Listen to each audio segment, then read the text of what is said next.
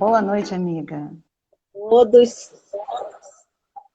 Boa noite a Vou todos. me apresentar aqui enquanto a Andréia não volta. Meu nome é Elza Peixoto, eu sou terapeuta. Eu não vou falar aqui sobre as minhas formações, porque são várias, né? Mas entre elas eu tenho a psicanálise, e eu venho aqui a divulgar o nosso trabalho e apresentar o trabalho da Andréia, que é uma psicóloga bem graduada. Ela é bacharel em psicologia, ela tem graduação em engenharia de recursos humanos, formação em coaching, ela tem a formação de desprogramação da neurobiológica. É ela que vai falar sobre esse assunto do quem ama não adoece. Então vamos aguardar a Andréia, que é uma palestrante experiente, tem aí mais de 20 anos nessa área de palestra. Vamos aguardar ela voltar aqui. De repente caiu aí a internet dela, para que ela inicie essa live tão maravilhosa, nesse momento tão difícil para a gente, que é essa pandemia. Elza? Pode dar início. Posso, então tá ótimo. Então, eu conheci o trabalho do Dr. Marco Aurélio, isso me impactou bastante.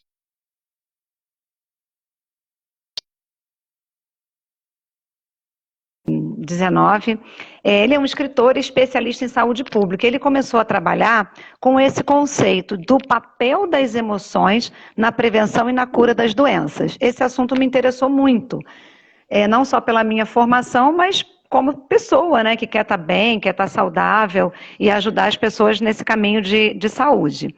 E aí esse estudo do Dr. Marco, ele também trouxe outros seguidores, outros médicos e pesquisadores que também falaram das doenças psicossomáticas. Então, quando ele fez o título Quem Ama Não Adoece, ele queria mostrar a importância das nossas emoções sobre o impacto que tem no nosso corpo, nos nossos órgãos, na saúde e na própria doença. Então, ele fala de sintomas como ansiedade, estresse, né, de situações, né, que nos levam a sermos mais ansiosos, a termos mais estresse, que vão lá na frente nos adoecer. Então, é um paradoxo, né, que você tem que cuidar da sua saúde física, mas para isso precisa trabalhar a sua saúde emocional. Até porque o emocional, Elza, ele acaba se tornando uma porta de entrada para os males físicos. Então, esse estudo todo trata disso, da importância que tem de cuidarmos dessa nossa saúde através do emocional. E segundo o Dr. Marco Aurélio, o sentimento mais importante para preservar e trazer saúde é o amor. Por isso que ele fez esse jargão, quem ama não adoece. E eu brinco dizendo, não quer dizer que quem adoece porque não ama, não é essa a relação direta. Mas o sentimento amor, esse amor familiar, esse amor materno, paterno, de cônjuges, de família, e também social, esse amor pelas pessoas, pelos seres humanos de modo geral, ele é um sentimento que traz dentro do nosso organismo uma série de substâncias químicas que vão nos trazer mais saúde. Então é disso que nós vamos falar. Todos ouvindo? Dá um joinha para mim aí quem está ouvindo.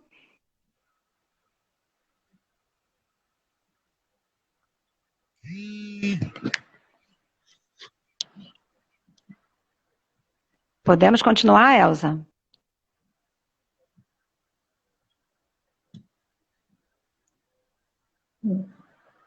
Se alguém quiser dar um joinha aí. Isso. Quem quiser fazer pergunta, deixe aqui na interrogação, que no final a Andréia vai responder essas perguntas. Podemos continuar. Sim, Rosana, ocitocina. Substância importante para a nossa saúde. Ocitocina. Ok. Então, continuando, né? E aí, nesse estudo, o que ele trouxe para nós, e isso em 1994 era uma completa novidade, causou estranheza no meio acadêmico, no meio científico e até no meio dos médicos, porque foi um dos primeiros a começar a falar desse assunto, e ele dizia o seguinte: saúde não é ausência de doença, saúde é a capacidade que você tem de amar. Então, ele trabalhava o conceito da saúde com a capacidade de amar. Sendo que ele também dizia, e eu concordo com ele, eu reforço isso, que saúde é um conjunto de coisas. Então, saúde é física, emocional, tem a questão espiritual, bem-estar. Quer dizer também tratar da alimentação saudável, da questão da atividade física, que outros médicos falaram e falam disso até hoje, trabalhar a autoestima. Então, o que nós percebemos com essa lista de coisas que são ditas como saudáveis? Elas vibram numa faixa muito positiva. Então, se você começa a trabalhar a sua alimentação, a prática de esportes, ou de atividade física, e preocupar-se com a sua qualidade de vida, inclusive tratar o estresse, que hoje nós vivemos um sintoma social de estresse crônico. As pessoas estão muito estressadas. Nós perdemos as estribeiras por qualquer motivo.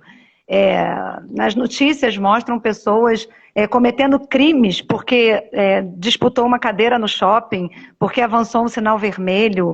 Enfim, a questão do estresse crônico está se tornando uma doença social e muitas vezes nós nem percebemos. E aí o que o Dr. Marco Aurélio falava? Que esse conjunto de atitudes vai te tornar uma pessoa mais saudável. Mas o primordial é o sentimento do amor. E esse amor que ele fala é o amor universal. Que o resultado disso é um panorama de uma vida sem tensões, com menos estresse e principalmente com consequências menos nocivas para a nossa saúde. E aí, se nós começarmos a observar, não precisa ser cientista, né? Nem pesquisador para entender como o nosso emocional mexe com o nosso corpo. Quem aqui nunca ficou nervoso e por causa disso teve uma dor de barriga?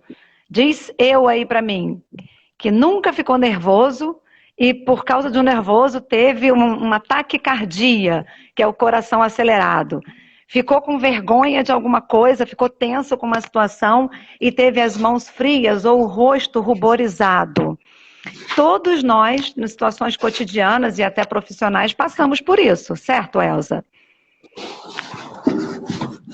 E isso é o sinal de que as emoções se processam na nossa cabeça, e aí o componente mental é primordial para isso. Quem manda no nosso corpo realmente é o cérebro, mas apesar de se processar aqui, elas se refletem em todo o corpo.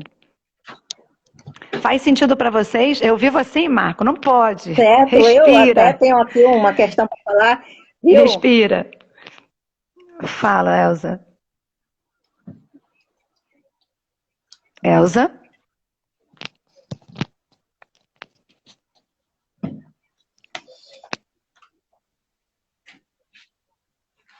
Oi, Jaque, boa noite. Então, a ideia é, o que nós podemos fazer se nós sabemos que na prática, quando ficamos aborrecidos, chateados, ou mesmo estressados com alguma coisa, o nosso corpo responde. Fala, Elza. Oi, eu tenho aqui sobre essa questão aí que você falou, desse calafrio, né? Eu vivi aí um tempo, um período de problema de ansiedade. Hoje eu estou curada. Sim. E a ansiedade dá todos esses sintomas, né?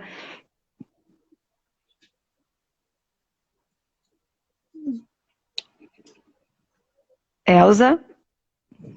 E as crises de ansiedade, acho que nós estamos com um delay, eu estou com essa impressão de um delay em relação ao som. E as crises de ansiedade causam todos esses sintomas.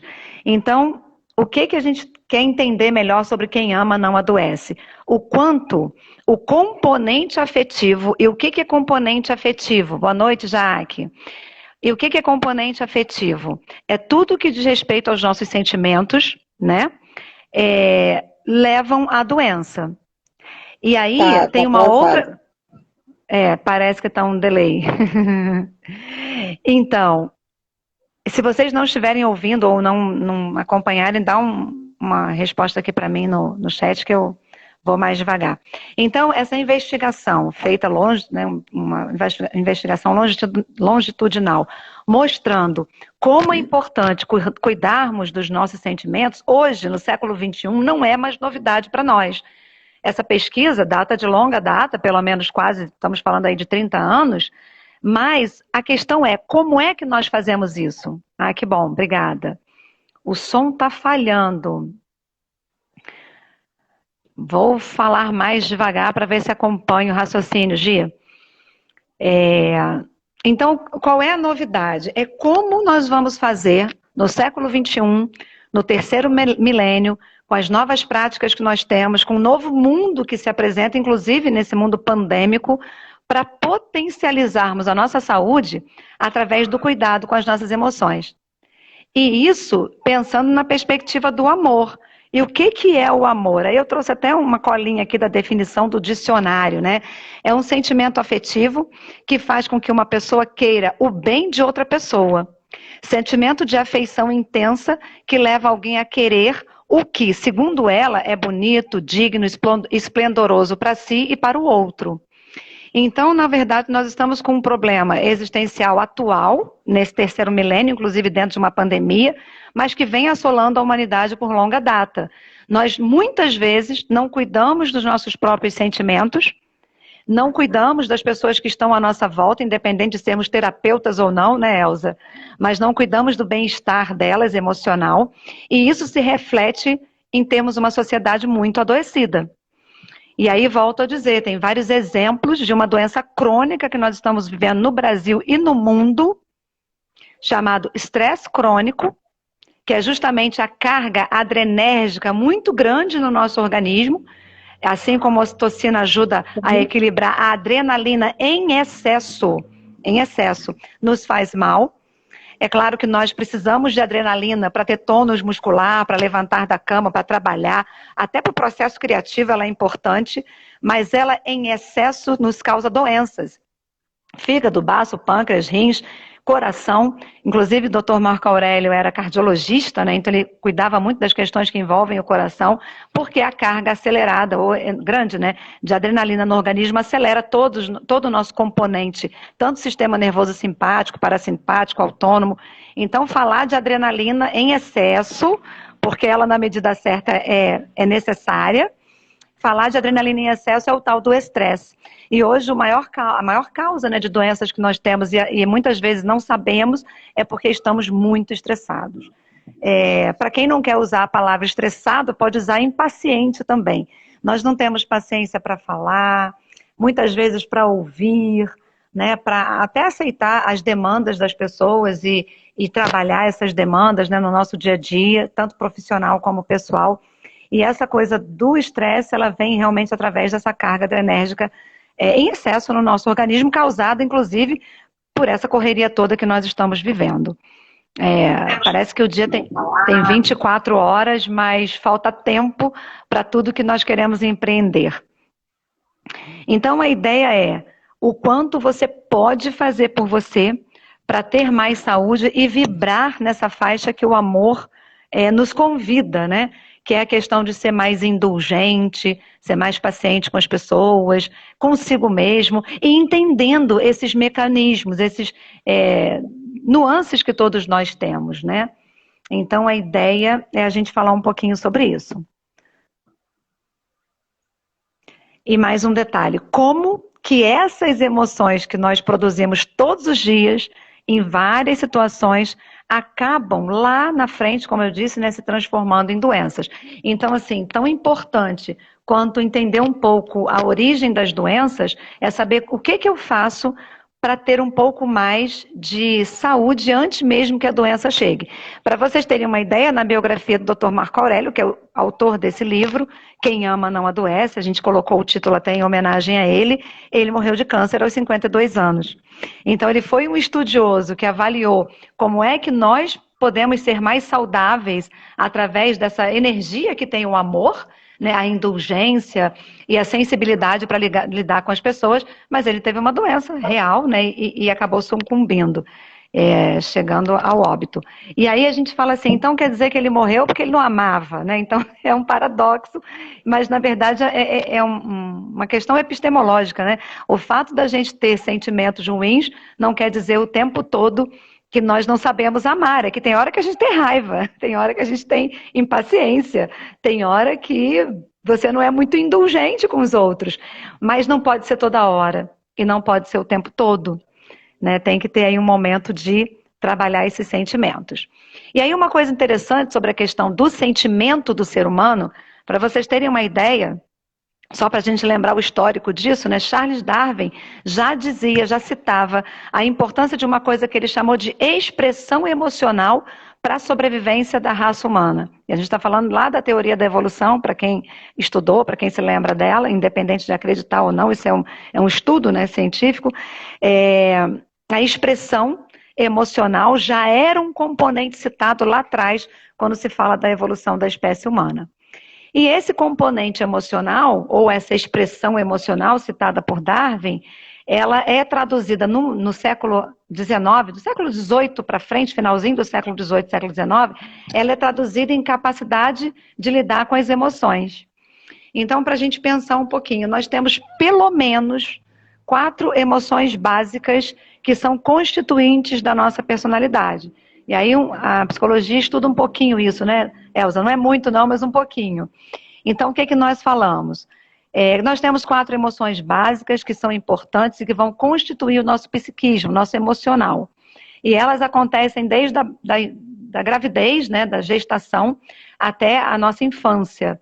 E essas emoções são amor, alegria, coragem e confiança.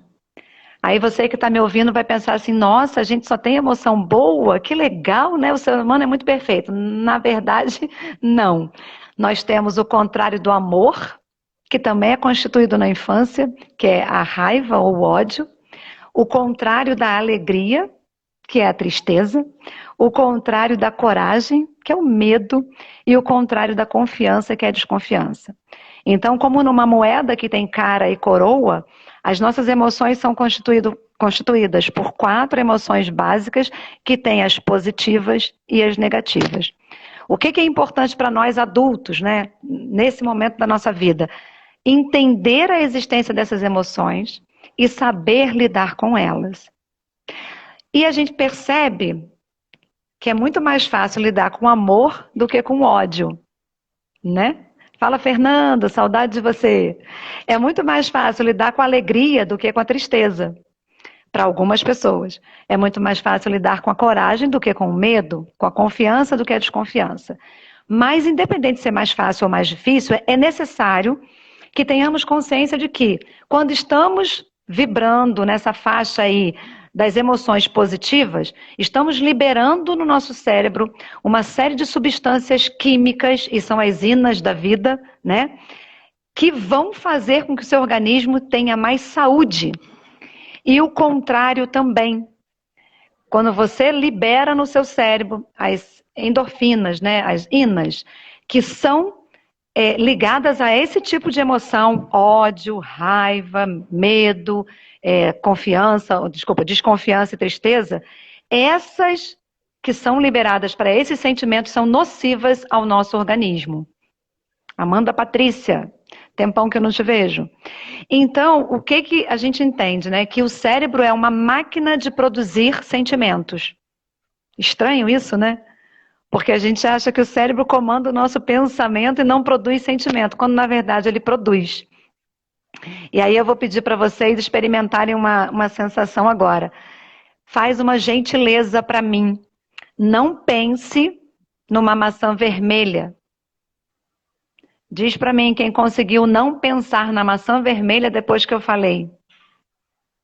Quem conseguiu não pensar? Você sabe o que é uma maçã? Você conhece a cor vermelha? E o que o seu cérebro rapidamente fez? Ele pensa numa maçã vermelha. Porque o cérebro não reconhece a realidade. Ele reconhece aquilo que ele foi ensinado a reconhecer. Então, se você ensinou para uma criança o que é maçã, e mostrou para ela, e ela experimentou, e se você ensinou o que é a cor vermelha, hoje, enquanto adulto eu peço para você não pensar, beijo Amanda, e enquanto adulto eu peço para você não pensar numa maçã vermelha, e o natural é que você fale, opa, pensei na maçã vermelha. A mesma coisa acontece com as nossas emoções. Então faz um exercício aí. Independente das suas crenças, se você acredita ou não em jogos de azar, vamos supor que você está aqui nessa live agora, prestando atenção em tudo que eu estou falando, e alguém chega e te dá uma notícia muito bacana. Você ganhou na Mega Sena, não sei nem se está acumulada, gente. Enfim, que emoção que desperta em você? Que sentimento que desperta em você? O que você faria hoje se você ganhasse milhões? O que você faria da sua vida, né? O que você mudaria no seu destino para quem quer aí fazer uma mudança de vida? Esse sentimento de uhul, ganhei na Mega Sena sozinho, vamos falar sozinho. É justamente o poder que esse cérebro tem de produzir essas substâncias. E quando produz essas substâncias, automaticamente o seu organismo se beneficia delas, tanto positiva quanto negativamente. Beneficiar positivamente, você tem mais saúde. Beneficiar positivamente, você aumenta a sua imunidade. Beneficiar negativamente, você abre uma porta para que você esteja mais suscetível às doenças. Tem uma pesquisa da doutora Louise Hay, eu vou falar um pouquinho daqui a pouco, né, sobre a Louise Hay. Tem uma pesquisa dela que diz que 5 minutos de estresse, 5 a 6 minutos de estresse, te dá uma média de 5 horas de baixa imunidade. É diretamente proporcional. O tamanho do seu estresse com o tempo que você consegue ficar menos imune às doenças que podem te atacar. Então, trabalhar, né, nossa questão do emocional, nossa expressão, né, afetiva, é tratar mesmo a questão de como fazer para não adoecer, ou para ficar menos suscetível às doenças. Até aqui tudo bem, Elza?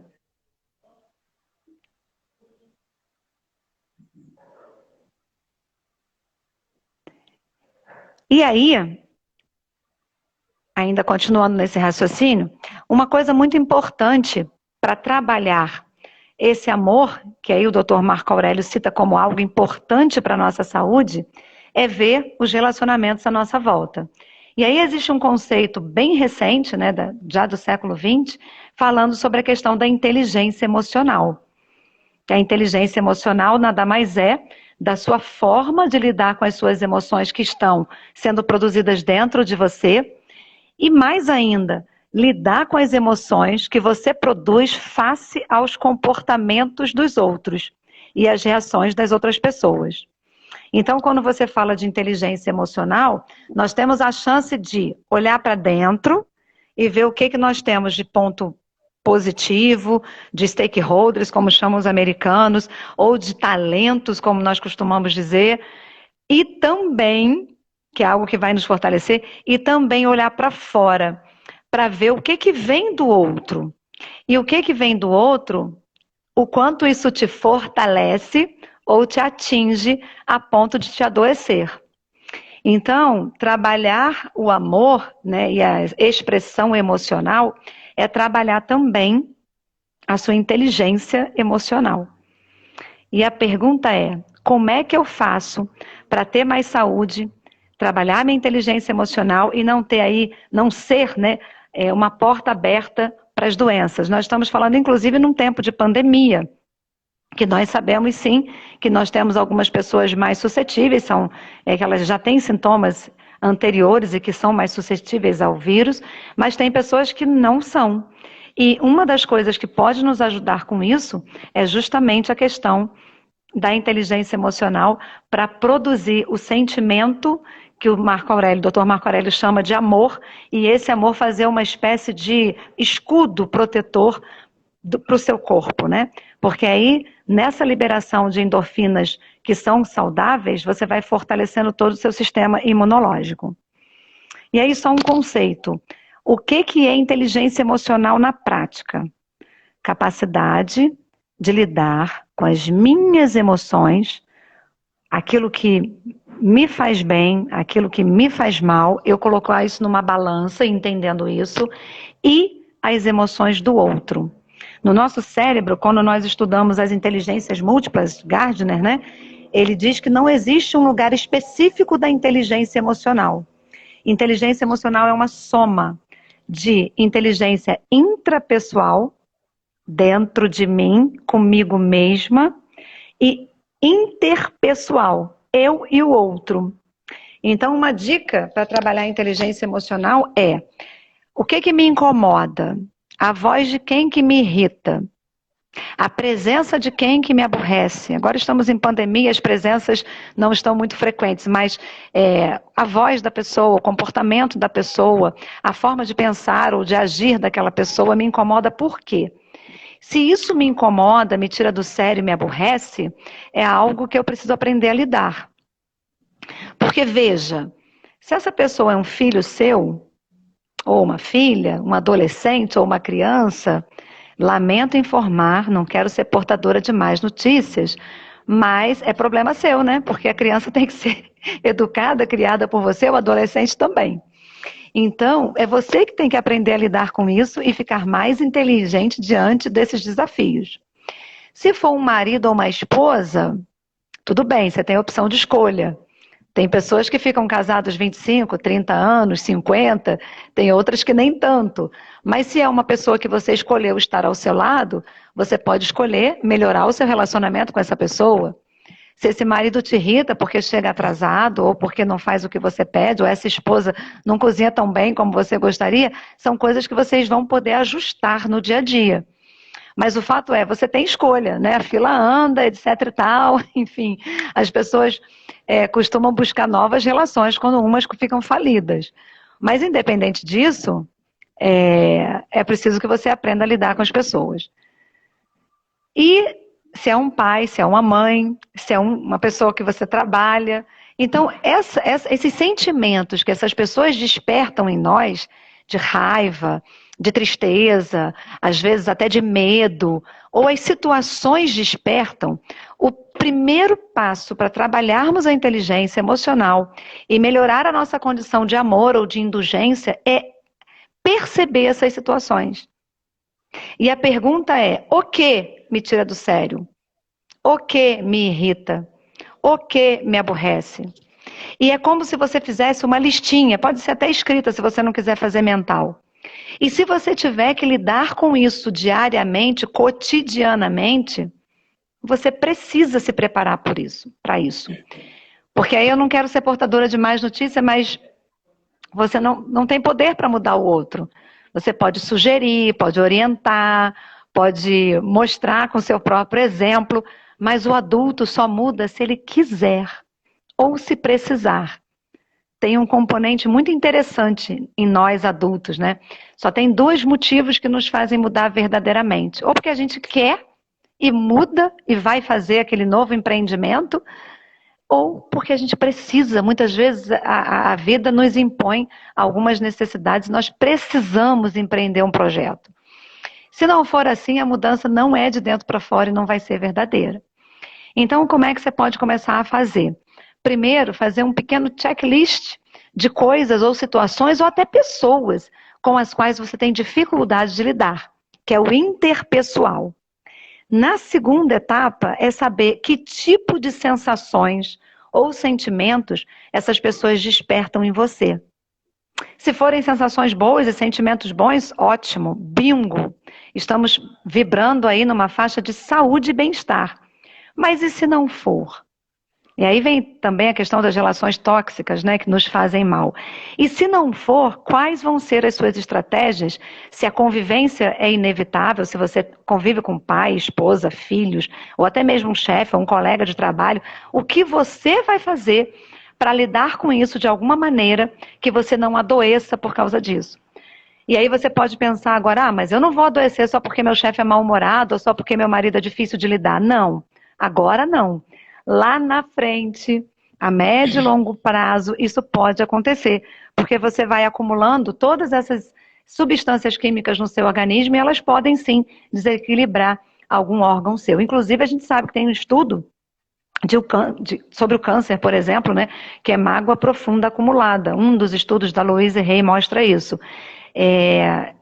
ainda que o tratamento do câncer já exista há mais de 100 anos, né, principalmente através de fitoterapia, tratamentos naturais e alimentação específica e não cancerígena, a gente sabe que existe uma indústria aí por trás disso que ganha muito com a questão da doença. Mas você pode, inclusive, curar-se, segundo a doutora Louise Hay. Ela teve um câncer e se curou através de métodos, né, naturais para trabalhar a questão do tumor. Mas independente disso, vamos pensar no antes, né? O que eu faço para não ficar doente, ou para adoecer menos possível, ou para ter doenças que não sejam graves, porque tem doenças graves, terminais e tudo. Então, como é que eu faço para trabalhar uma sinusite, uma rinite, uma crise de coluna, pressão alta, pressão baixa? Isso tudo tem como a gente trabalhar através dessas emoções, do trato, né, dessas emoções que nós temos e que podemos trabalhar através do nosso dia a dia. Oi, Tati Rubio, saudade de ti. Então, um dos caminhos eficazes para proteger o nosso corpo físico das doenças, preencher vazios emocionais, é trabalhar a inteligência emocional. Para trabalhar a inteligência emocional, nós precisamos trabalhar 5 medidas. Inteligência emocional é aquele conceito que eu falei agora com vocês, né? Trabalhar a minha inteligência intrapessoal, eu comigo mesmo e perceber o que me incomoda, me aborrece, e interpessoal, o outro. Então, quando eu consigo pensar um pouco mais sobre as relações que estão à minha volta e sobre como eu reajo ao que está à minha volta, aqui dentro da minha cabeça, que tudo começa no processo mental, eu consigo melhorar a minha saúde e consigo trabalhar os componentes do amor.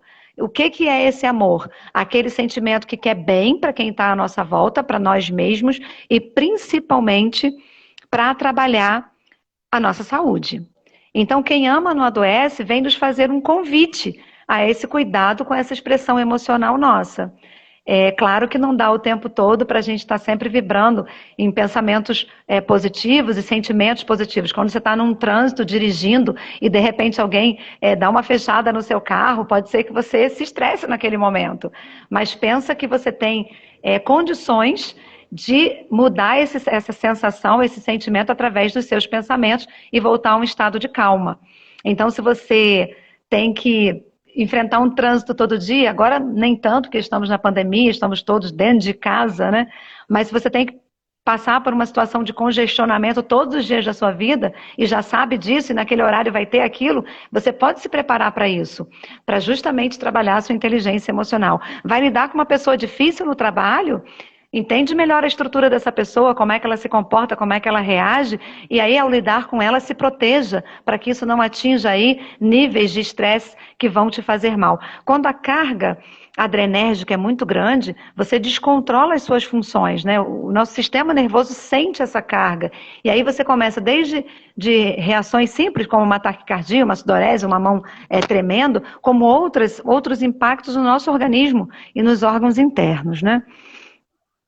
Então, voltando a falar da inteligência emocional, são 5 medidas, e aí em 5 dedos da sua mão, você pode melhorar essa composição para o teu emocional. Vamos falar dessas 5 medidas. O primeiro, né? Autoconhecimento.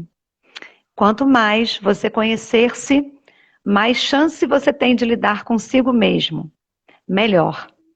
Então, o autoconhecimento implica perceber onde você está, perceber as pessoas que estão à sua volta e o que elas causam em você.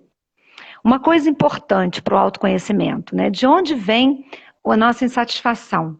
De onde vem o nosso estresse? Muitas vezes a nossa ansiedade, Elza, pensando na questão da ansiedade, vem dos pensamentos. Né? No nosso cérebro existem nascedouros de pensamentos, inclusive nós já mapeamos os pensamentos em cada área do cérebro, onde é que nasce que tipo de pensamento, e dependendo do que você está pensando, do que você pensa a respeito das pessoas e de si, você vai desencadear um processo de ansiedade, de estresse, de aborrecimento. Da onde vem também as soluções para você se conhecer melhor? Das emoções. Eu não tenho controle sobre as minhas emoções. Às vezes eu tenho raiva, às vezes eu me irrito, às vezes eu estou alegre, mas eu preciso entender que vezes são essas. Quando que eu fico alegre? Quando que eu fico irritada? Quando que eu tenho vontade de socar o volante quando eu estou dirigindo? Ou meter o dedo na buzina? Enfim. É interessante pensar esse quando, porque é isso que vai fazer diferença para você ter algum controle. Ah, e detalhe, nós não temos inteligência emocional 24 horas por dia. Nós temos em alguns momentos como se fosse uma estratégia emocional para lidar com situações difíceis ou situações inusitadas que eu não sei ainda como lidar com elas. E dos comportamentos também, porque aquilo que eu penso, aquilo que eu sinto, vira aquilo que eu faço. E aí tem uma série de teorias novas, muito recentes, falando sobre comunicação não violenta, sobre como lidar com isso, como trabalhar a emoção através da nossa comunicação. E a gente precisa reconhecer que somos, às vezes, desleixados com o nosso jeito de falar. Falamos de uma forma muito agressiva, muito grosseira, muito impaciente. Isso vai gerando esses sentimentos, né? Que não são favoráveis. Então, primeiro, autoconhecimento. Andréia, para ter autoconhecimento tem que fazer terapia? Não necessariamente, né? Não vamos dizer que a psicologia ou a psicanálise é a solução para o mundo, não é isso. Mas algumas pessoas conseguem mais quando buscam, por exemplo, terapia, quando buscam fazer, oi Gena, boa noite. Quando buscam fazer, tem gente que faz yoga, faz meditação, tem gente que faz mentoria, enfim. Existem soluções para você buscar aí o autoconhecimento. Cada um precisa encontrar a sua, o que é mais favorável e o que é mais aderente, né, ao que você pretende. Mas autoconhecimento é unânime entre os autores que falam da questão da inteligência emocional e no que diz respeito a não adoecer, a gente sabe que é o primeiro momento, né, trabalhar a questão do autoconhecimento. Trabalhando o autoconhecimento também não pode deixar de trabalhar a automotivação. Então é importante falar sobre automotivação, porque tem gente que espera o dia de ficar motivado, a hora de ficar motivado, quando ganhar na Mega Sena, o exemplo está aí, ou quando tiver aquele emprego maravilhoso, quando achar um homem perfeito. A propósito, meninas, não quero ser portadora de mais notícias, mas pode ser que não exista. Oi, Luci, boa noite, beijo, amiga. Então, a ideia é, como é que eu trabalho a automotivação? É algo que é uma porta, né, que vai abrir de dentro para fora. A automotivação tem a ver com entusiasmo. Não é aquela pessoa que fica só falando positivamente ou pensando positivamente de uma forma piegas, não é isso. Mas acordar e ver a beleza que tem num dia, mesmo que seja uma visão romântica, né? Ver os feitos que você conquistou até aqui, mesmo com todas as dificuldades que você passou. Conseguir perceber que dentro do cenário que nós estamos hoje, a gente está vivendo uma pandemia, estamos enclausulados, tem pessoas ao nosso lado morrendo, inclusive algumas que amamos, né? E o quanto você pode aprender com tudo isso, o quanto você pode sair melhor do que você entrou, sendo mais resiliente, né? Então, pensar em automotivação é pensar na questão do entusiasmo. E aí vem o estudo do professor Marco Aurélio. Ele fala que a alegria, quando você está alegre, quando você está motivado, né, te dá tônus vital elevado. Essa energia da motivação te dá fisicamente sensação de bem-estar. O amor promove bem-estar físico e mental. Ainda gera sentimentos de respeito, cooperação e ser mais indulgente, né? Boa noite, Gustavo.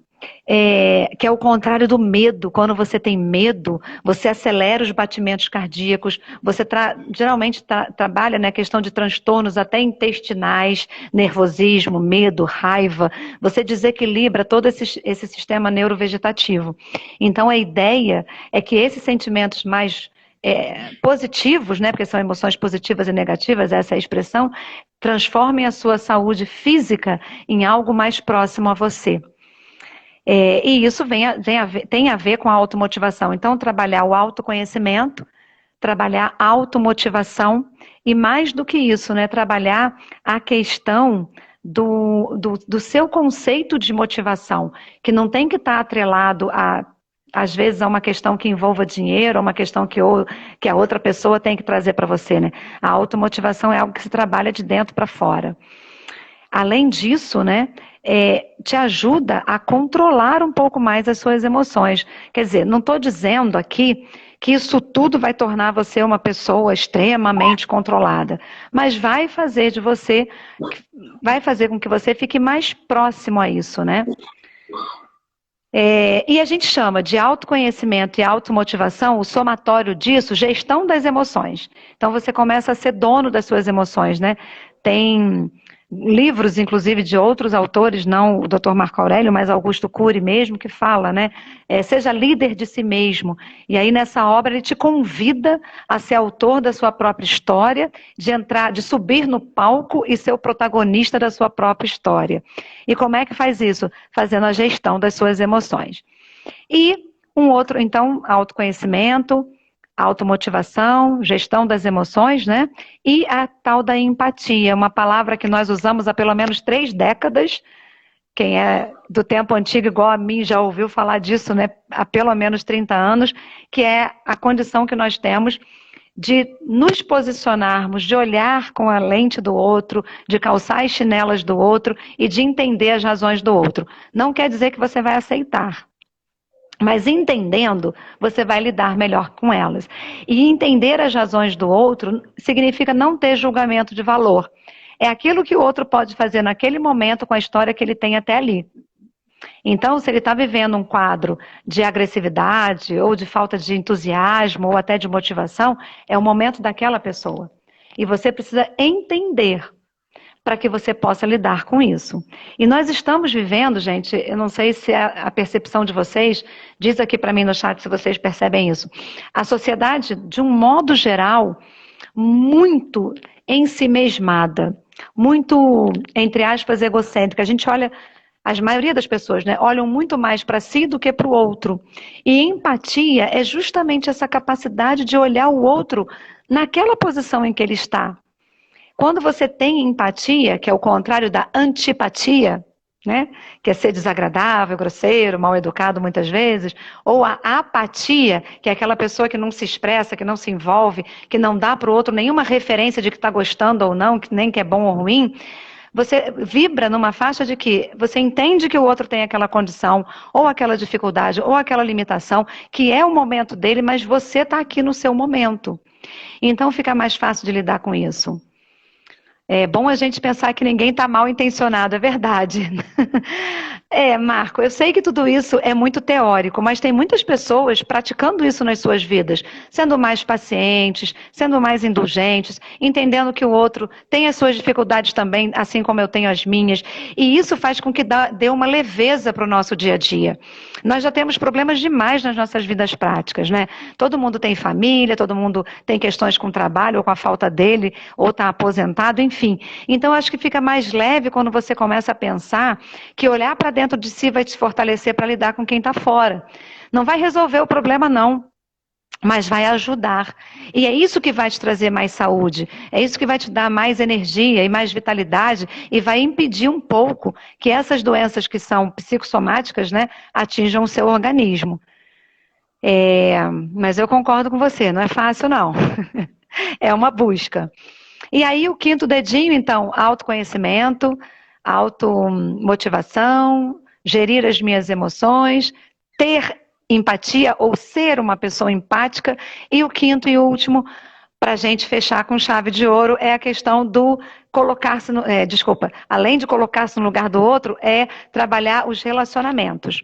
E aí a expressão que o Dr. Marco Aurélio usa é sociabilidade, ou traduzindo uma palavra mais simples, né? Manejar os relacionamentos. Manejar não significa manipular, significa ir para um lado ou ir para o outro, dependendo da necessidade daquele momento.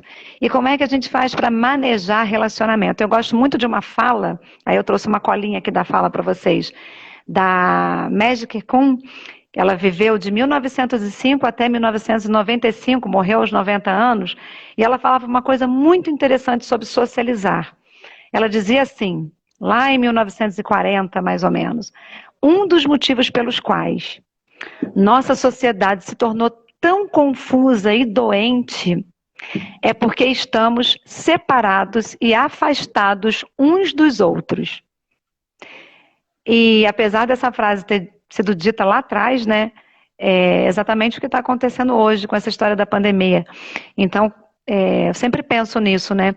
Que realmente nós estamos afastados, separados, e essa confusão toda que nós estamos vivendo, essa onda toda de doença mesmo que nós estamos vivendo, é uma grande oportunidade para repensarmos o nosso papel enquanto sociedade. Olhar para dentro, Olhar para os 3 aspectos que só dependem de mim, a automotivação, né, a questão da gestão das minhas emoções, lidar com o que é positivo, o que é negativo, lidar com a questão do meu entusiasmo, né? Isso tudo depende de mim. Empatia depende de mim também, porque sou eu diante do outro, mas quando eu falo de manejar relacionamento, ou quando eu falo de ser mais sociável, eu tenho que me envolver com o outro. E foi isso que nós fizemos, nós nos afastamos uns dos outros. Cada um, quem mora em prédio, né, vive muito isso. Às vezes você tem um vizinho de porta e você não conhece.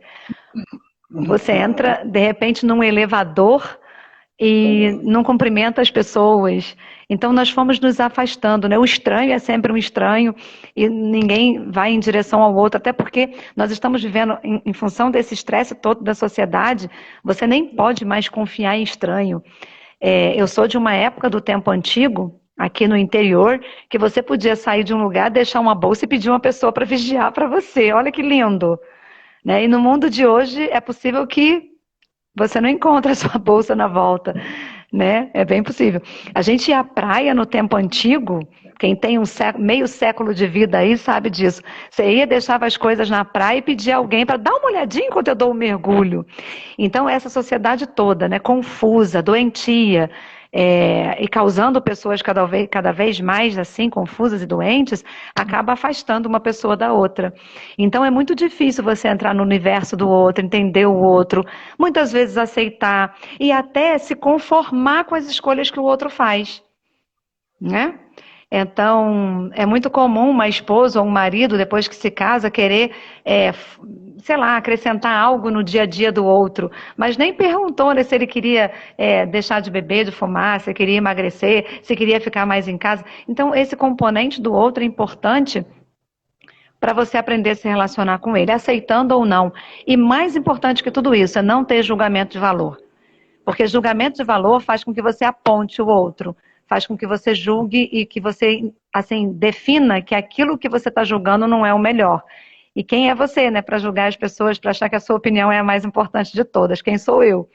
Então, a ideia é trabalhar mesmo a questão da indulgência, da aceitação e fazer disso algo que te fortaleça e não que te faça adoecer. Tranquilo até aqui, Elza? Dá um joinha aí. E uma coisa que eu gosto muito de falar, é outro mantra também que eu sempre repito, né?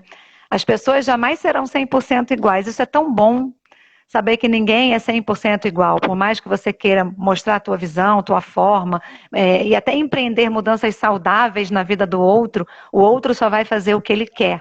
E aí aquilo que eu falei anteriormente, adulto só muda se precisar ou se quiser. Se não quiser, não vai Andréia, fazer. Oi.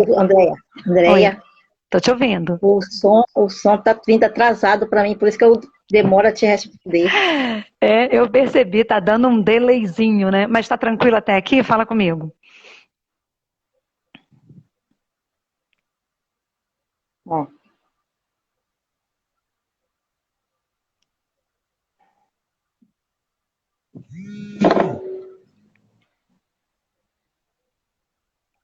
Elza? Então, eu vou seguindo aqui. E aí, gente, a questão é, assim que nós trabalhamos essa questão de medidas da inteligência emocional, que são 5 medidas que nós podemos aos poucos colocar em nossas vidas, automaticamente a gente vai começar a trabalhar um pouco mais a nossa saúde.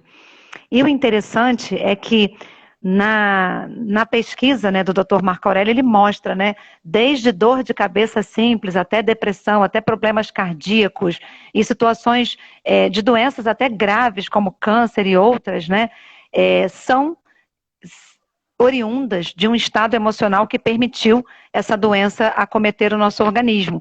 E aí você pode estar se perguntando, mas e as doenças congênitas, como é que ficam? Então, você pode, segundo ele, você pode ter até uma predisposição para uma doença congênita, mas dependendo da quantidade ou da condição que você tem de trabalhar o seu emocional e trabalhar esse amor, que ele chama de amor universal, você pode até evitar que uma doença congênita te acometa, mesmo tendo um histórico familiar. Então, é bem interessante começarmos, né, a pensar na possibilidade de trabalhar a nossa inteligência emocional.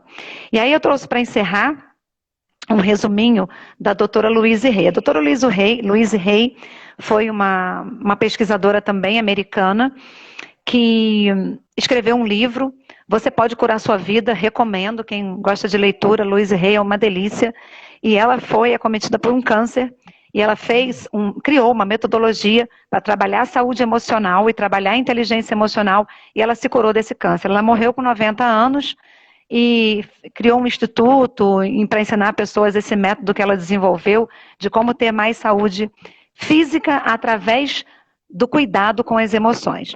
E a doutora Louise Hay, ela dividiu opiniões ao longo dos 50 anos de atuação dela, onde muitos profissionais da área de saúde concordam com ela, que aí vem a questão das doenças psicossomáticas, e outros nem tanto, né?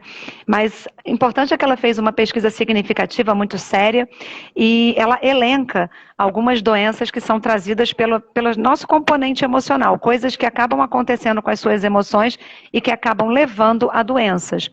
Ela conseguiu mapear mais de 200 doenças e dizendo que causa emocional provável causou aquela doença. Que emoção você acabou vivenciando aqui dentro, gerando todos os neurotransmissores que você criou e o que o seu corpo deu como resposta. E aí, é claro que eu não trouxe todas elas, mas eu fiz um resuminho aqui de algumas interessantes, né?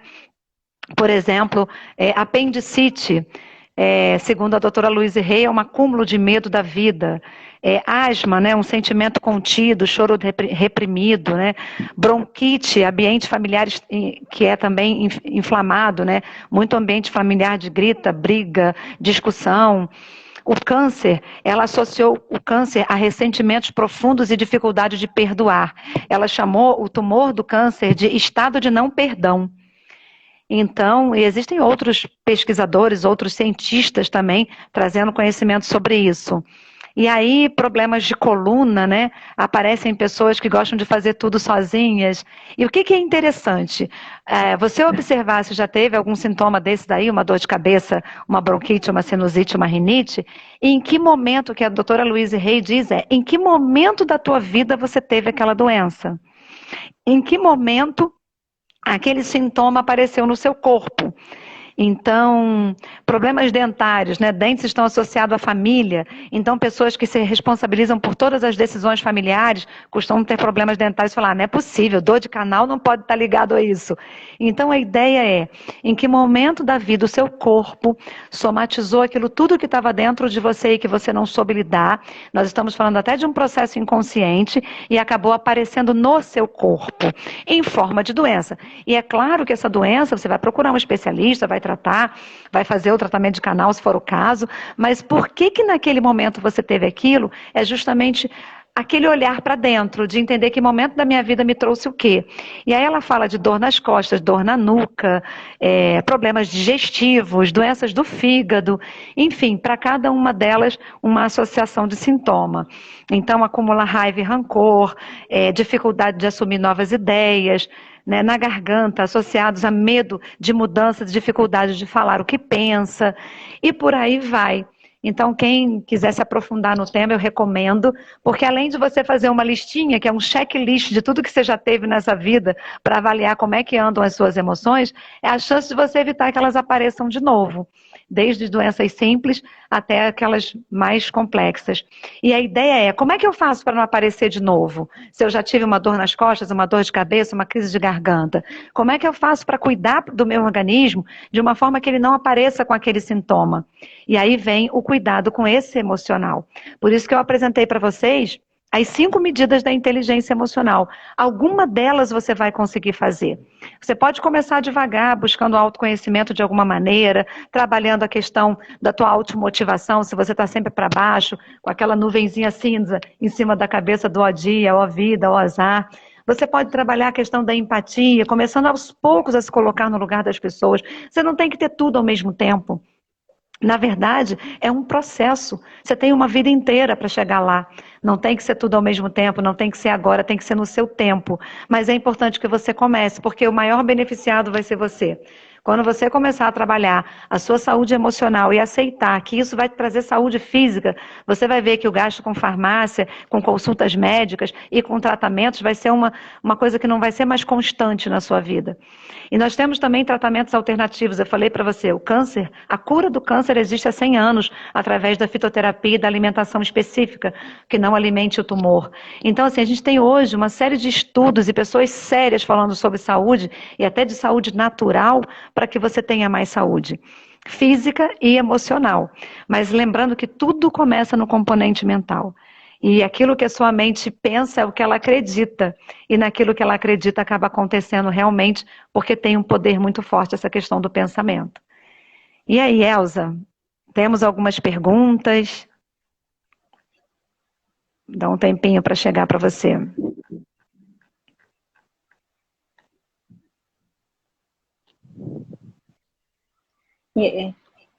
Sim, o Cid, né, tá perguntando aí quem não tem... Isso, dá um tempinho. O Cid está perguntando aí quem não tem nenhum desses sintomas que você falou aí. Desses das doenças que ele está perguntando? Ah, tem, é porque ela fez uma lista com mais de 200 doenças catalogadas. Eu citei alguns só. Mas quem não tem nenhum desses sintomas, parabéns, está saudável, né? Né? Eu trouxe só algumas mais comuns. Quem quiser colocar algum sintoma aí que tem, eu leio aqui o significado segundo a pesquisadora, da pesquisa da doutora Luísa.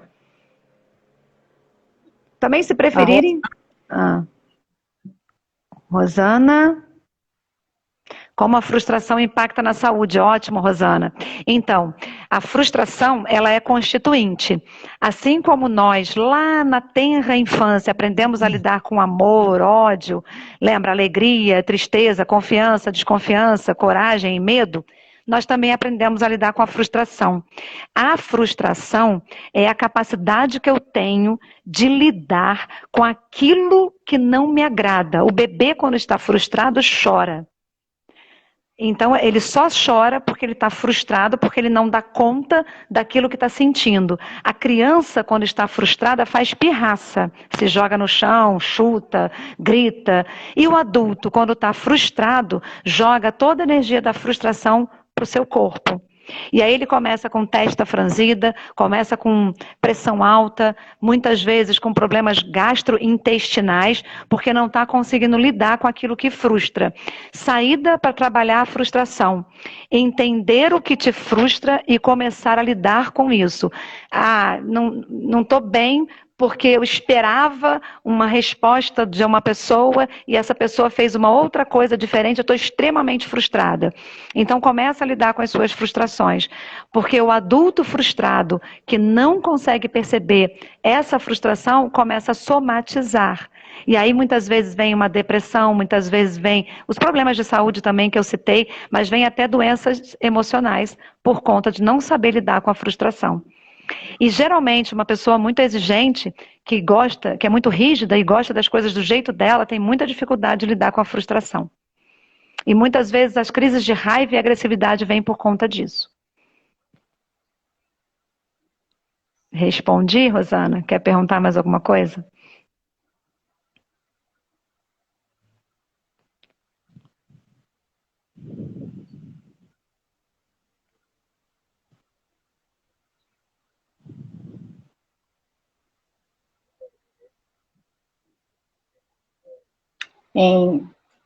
Eu quero perguntar. Diga. Né? A questão dali da frustração da Rosana, né? Realmente a frustração, ela impacta muito na nossa vida, né? O emocional, mesmo que você tenha uma saúde física, como o Cid falou aí, mas o emocional impacta muito na nossa vida. Sim. E nós temos que ter coragem, Elza, de saber que estamos frustrados e entender o que está acontecendo conosco. É que muitas vezes você vai reagindo mal, você começa a reagir de uma forma desproporcional e desproposital, porque nem se dá conta da sua frustração. Então, a frustração é um sentimento que ele é constituinte, é importante, porque nós não temos tudo o que queremos a tempo e hora, e às vezes nem temos. É importante ter maturidade para lidar com isso, mas muito importante entender quando é que eu estou frustrada e o que eu faço com ela. E por que eu estou tão frustrada, né? Que vida é essa que eu estou levando, que é o tempo todo trabalhando a questão da frustração? Então, rever também meus paradigmas, né? E principalmente no ambiente onde eu estou vivendo, é importante para trabalhar a frustração.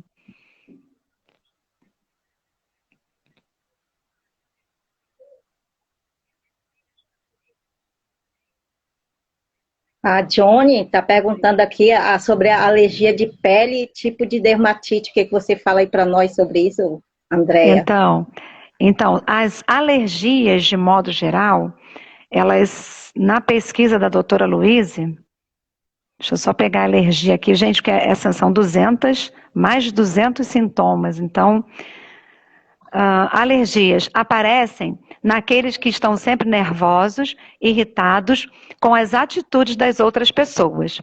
Se você tem alergias, procure se lembrar quando é que elas mais te atacam, independente das mudanças climáticas. E procure também buscar a razão e o motivo dessas alergias dentro do cenário emocional que você está vivendo, procurando ser calmo, mais compreensivo com as pessoas que te rodeiam. Doenças respiratórias também que têm a ver com alergia. Se desenvolvem pessoas que estão sempre desesperadas, nervosas, tensas, correndo e gostam de fazer tudo ao mesmo tempo. E aí eu tenho artrite, asma, problemas de bexiga, a lista é infinda.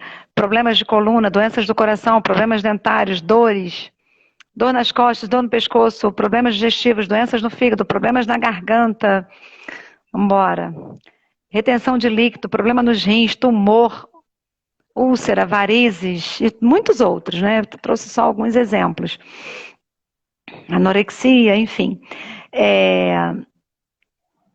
E assim, é interessante quando você pega essa lista e começa a ler, você fala, nossa, eu conheço fulano que tem isso, e cicrano tem aquilo. Não, fulano vive reclamando daquilo outro. Então você começa até a identificar quem está à sua volta e os sintomas que tem.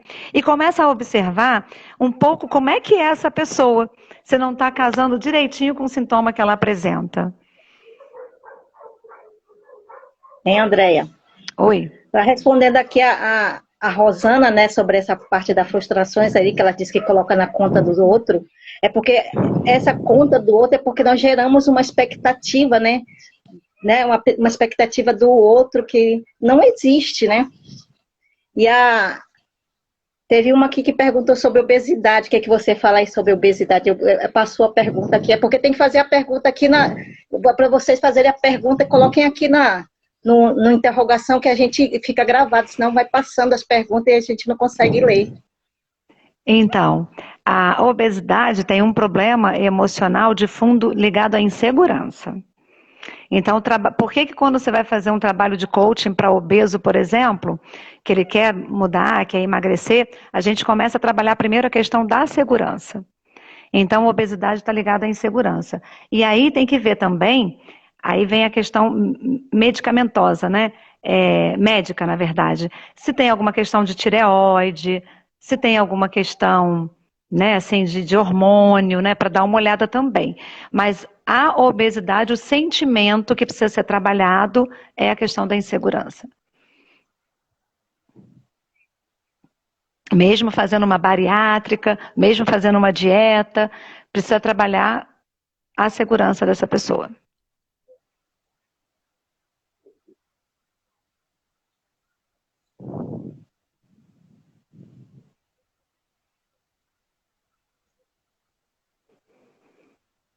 Não sei se você está conseguindo ler aqui, tem uma pergunta aqui que eu não estou conseguindo ler aqui da Potencial Para mim o chat está tá congelado. A última que tinha aqui foi do Marco, do Cid. O chat congelou aqui para mim.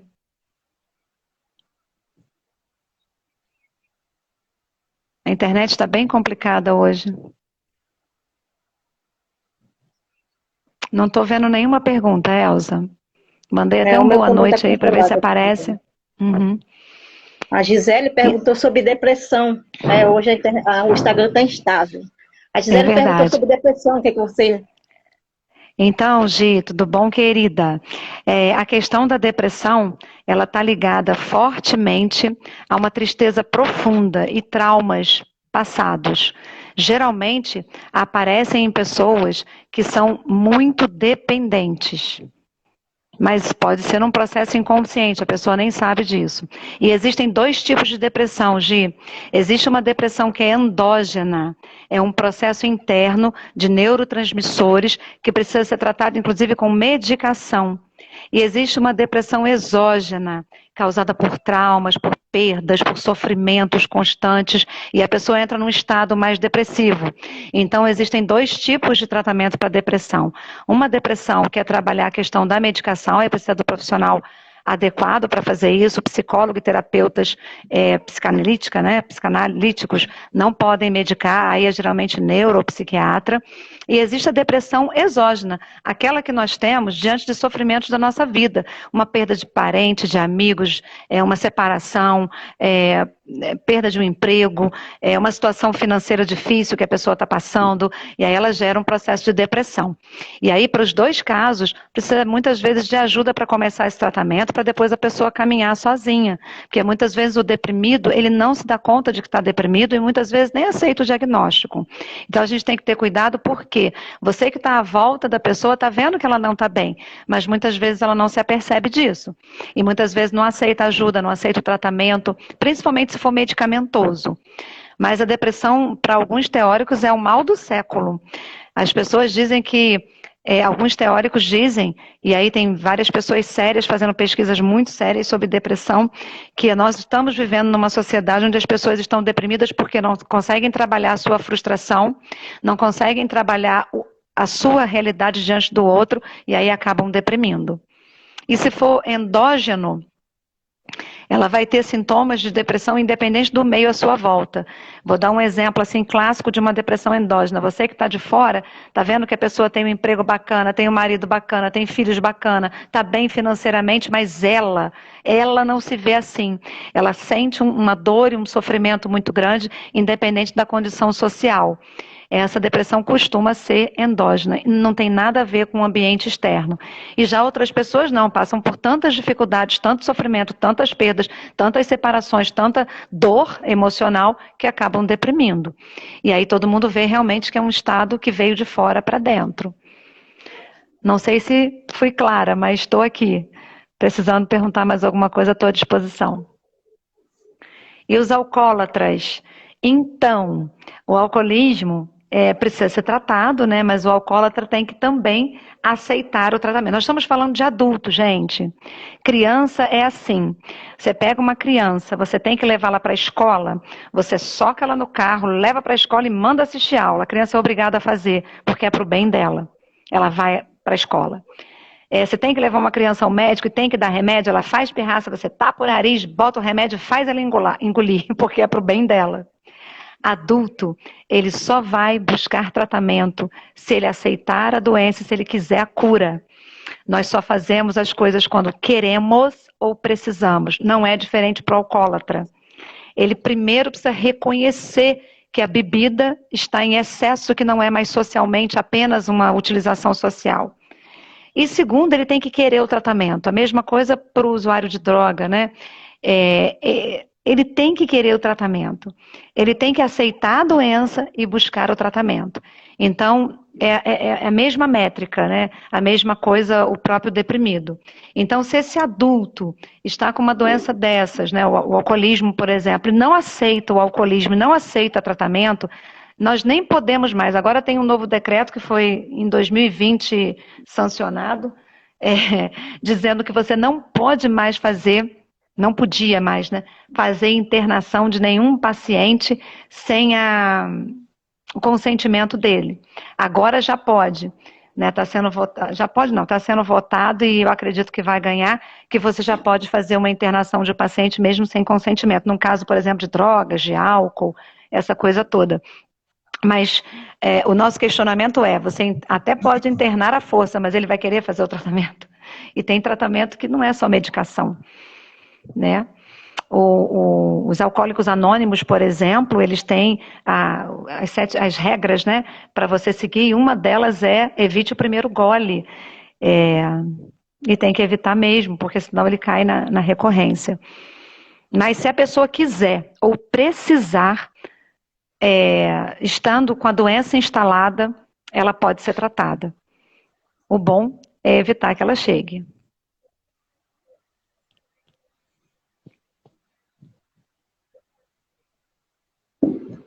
Elza?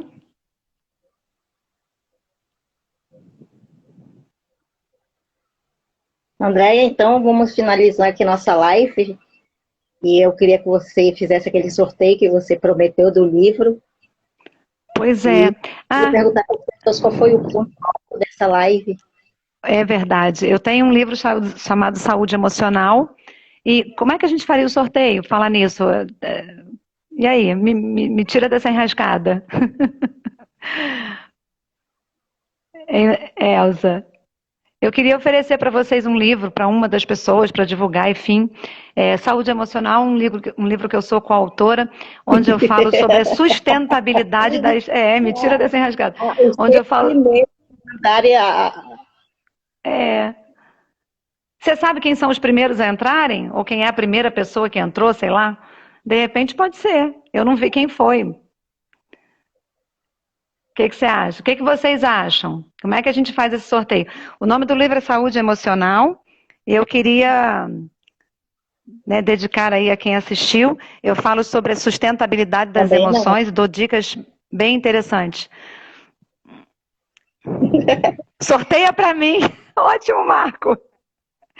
O seu eu vou entregar pessoalmente com dedicatória. Deixa comigo.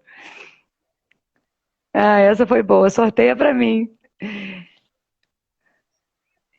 Enfim, não sei, eu pensei nisso, quem foi o primeiro a entrar. Uma vez eu fui assistir uma palestra com o professor Luiz Machado, e eu fui a primeira a chegar, e eu ganhei um brinde, porque Luci também, amiga, vou mandar um para você. E aí, pode ser então o primeiro? Quem foi o primeiro a entrar na live? Opa, eu quero.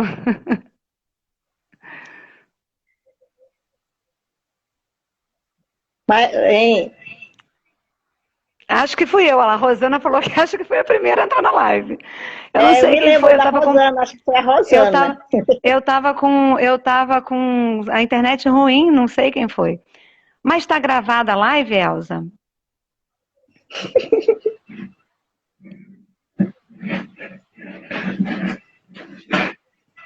Oi, Elisângela. Elza, tá gravada a live? A gente tem como ver pela gravação. Vai assistir, vamos sortear isso aí. Isso, vamos fazer assim, gente. A minha ideia já que tá... Oi. Também que ela entrou e caiu a live na hora da live. Entrei e caiu, é verdade. Então, dá uma olhada na... Tá gravado, não tá, Elza?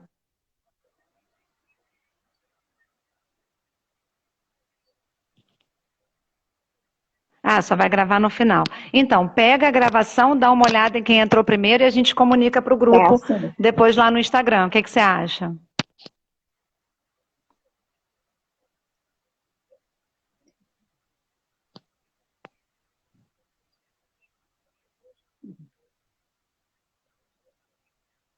Ótimo. Eu quero encerrar aqui com uma frase que eu gosto muito, falando sobre o arqueiro. Quando um arqueiro erra o alvo, vai buscar o erro dentro de si mesmo e não no alvo. Se você não acerta o alvo, isso não é culpa do alvo. Para melhorar sua mira, melhore a si mesmo, busque aperfeiçoar-se sempre.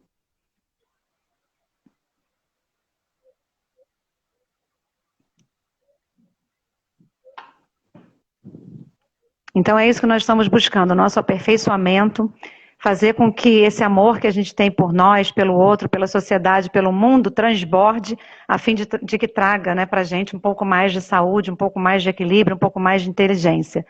É o que eu quero para todos nós.